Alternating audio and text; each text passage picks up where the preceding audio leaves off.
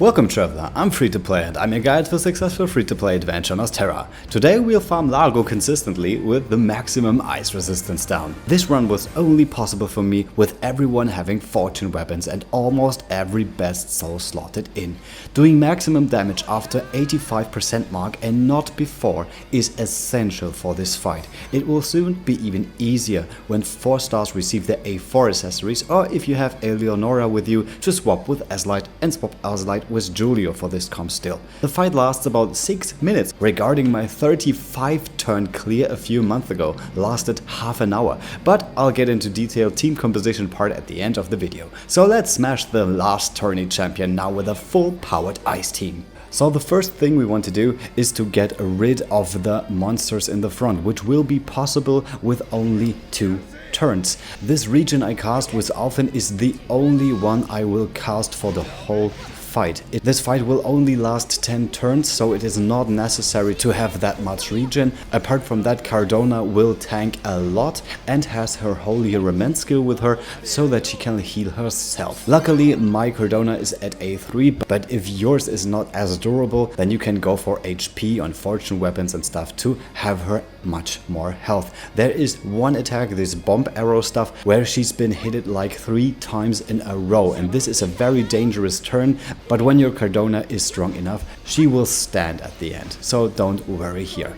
Okay, now we are going to destroy the front row so that we can finally target Largo. As I said before, 85% mark will be reached very fast, and that's why I need to be a bit, well, slower with maximizing the damage output of my units, which is kind of counterintuitive, but it's totally fine, because with Azlight and with the Julio, I have a real nice way of doing even more damage without boosting the damage of all my units before too hard. This turn I will use the Raging Ice Wind and the Ice Prone to cap the ice resistance down for 9 turns, which is all we need now in turn 3. Cyrus is the only one who can boost himself with elemental attack with his focus, and that is why I use the Masterful Cheer at the next turn. Now I'm going to use the Bemusing Strut to have the elemental defense down by 15%,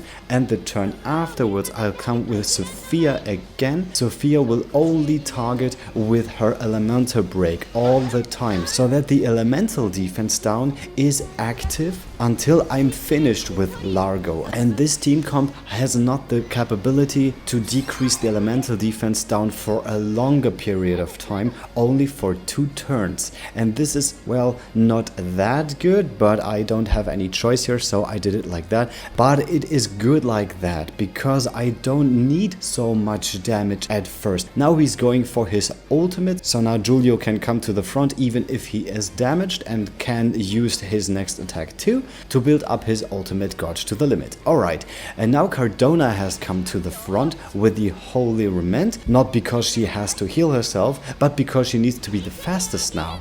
That way I can use the Masterful Cheer and have the most important units in the front who can deal the most efficient damage here. The bomb arrow hits 3 times 1050, so having like 3300 HP on Cardona would be really enough here. Okay, now it's time to do a bit damage here so that we come close to the 85%, because we don't have as much shields left now on Largo.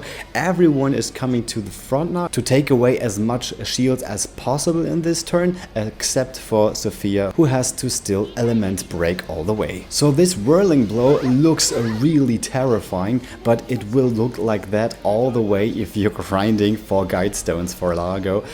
So don't you worry, everyone is in the back who was hit hard like that, so it doesn't even concern you now. We have 5 shields left now, and we use the Red Valley Ice Blast, which lowers the ice resistance by 10% for 2 turns. turns, and afterwards the Indigo Ice Blast from Azlight, which is boosting that by another 10%. So 20% ice resistance down ultimate is very nice on the ice resistance down she gives with breaking Largo. So this will be really amazing damage in the next turns. And I wanted to say one more thing. Donna could have used her fourfold ice attack if Julio didn't attack in one of his first turns to build up his ultimate gauge. So there is the possibility here to have one shield left if you're missing the damage at the end. But maybe it is good like that, because if you have done too much damage here right now, he would summon wave 2 now, and this would totally ruin this run. So we're going for the break now. The Indigo Ice Blast doing 11,000 damage 2 or 3 times, which is amazing. And then we're coming for the Glacius Cladair with